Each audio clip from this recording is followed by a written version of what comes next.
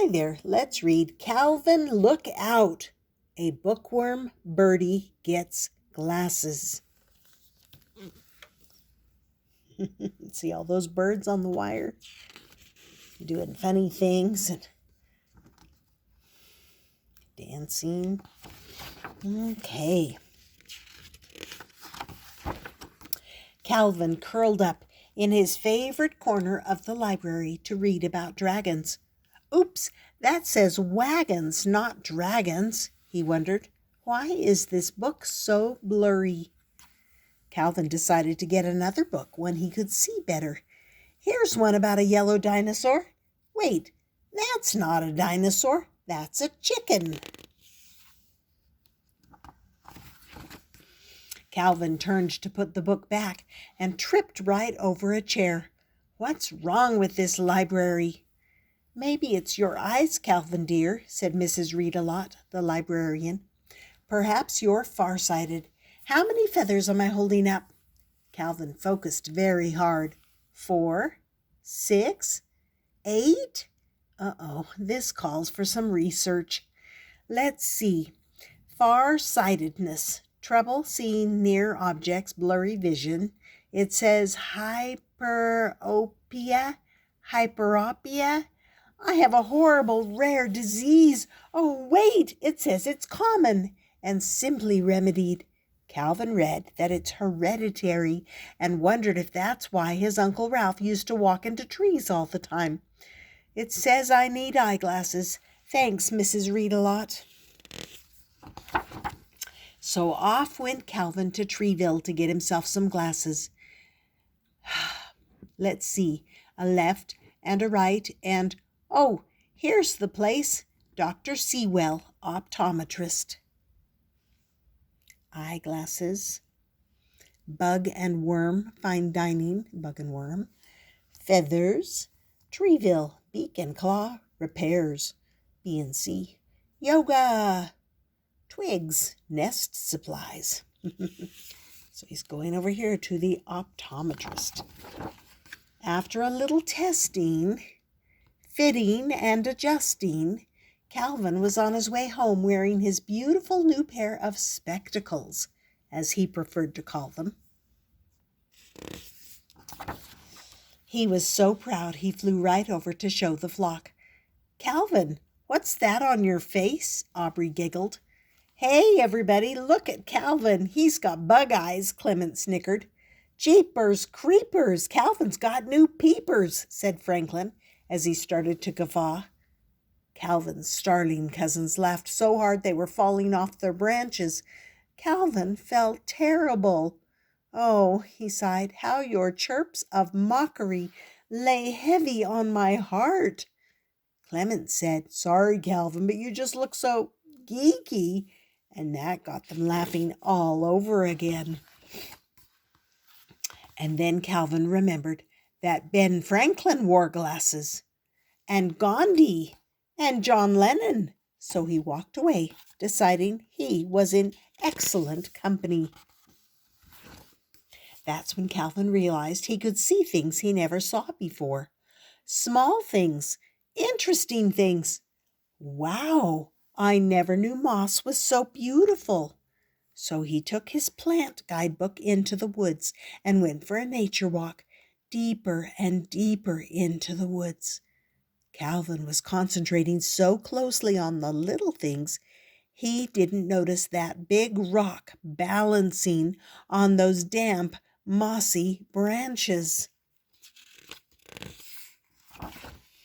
All of a sudden, Calvin tripped. His foot slipped, the branches snapped, the rock tumbled, and there he landed, wedged between the rock and a whole tangle of twigs. Horrors! I'm stuck! What a perilous situation. I never should have ventured so far into the woods alone. I've got to stay calm and think. But staying calm wasn't so easy, and a big tear rolled down his cheek. I'm too young to die. Was my whole life for naught? Through his tears, Calvin noticed the sun glinting off his eyeglasses. That reminded him of the story he read about Archimedes, the great Greek inventor. Calvin remembered how Archimedes used mirrors to reflect sunlight and set the attacking Roman ships on fire. Well, reasoned Calvin, if his mirrors could reflect enough light to start a fire, I bet my spectacles could reflect enough light to send a signal. So Calvin lifted his glasses and began to wiggle them back and forth, catching the sun's light just right. Flash, flash, flash, flash, flash, flash, flash, flash, flash, over and over again. Back at home, Aubrey looked up and saw flickers of light coming from the woods. What's that? She wondered. Clement looked up. It looks like some kind of signal. Mr. Wingstead, their flight instructor, looked up too and realized it was a signal for help. 3 short flashes, 3 long flashes, 3 short flashes, he explained. That spells SOS in Morse code. Someone's in trouble. Off they flew into the woods, guided by Calvin's flashes of light. When the flock saw Calvin's terrible situation, they became extremely worried. Oh no, Calvin's trapped. What do we do? We're so little and that rock's so big. Look at all those sticks. We'll never get him out of there. But Calvin had been stuck for a while, and so he had done a lot of thinking. Get some vines, long ones, tie them around the rock.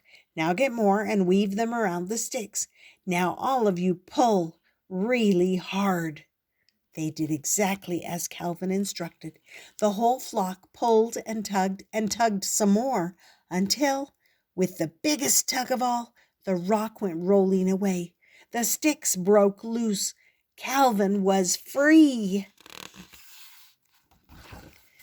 That evening, the whole flock gathered on the treetop as Calvin retold, very dramatically, the story of his perilous adventure. Tell us about the Morse code again. Tell us about Archimedes again. Wow, Calvin, that's so cool. You made your glasses save your life, Calvin, said Aubrey. I want glasses too, said Malcolm. Me too, said a few dozen of his cousins. We should all have glasses, the rest of the flock agreed, so we can signal each other and be cool like Calvin. But you don't all need glasses, reasoned Calvin. Wait, I have an idea. Get ready for a trip tomorrow. The next morning, they all flew into Treeville for a visit with Dr. Sewell, who had a very, very busy day. It turned out that 854 of Calvin's cousins had hyperopia and did need glasses, and the other 66,578 starlings got sunglasses just in time to migrate. So, as Calvin's family flew north for the summer, they were the coolest flock in the whole wide sky, which made them all very happy and proud, especially Calvin. There they are. There's the eye chart. They're looking at their glasses. And that was called Calvin, Look Out! A bookworm Birdie Gets Glasses. Did you enjoy that story about the starlings? I did. I hope you subscribe and come back often. We'll see you next time here on Stories with Grandma.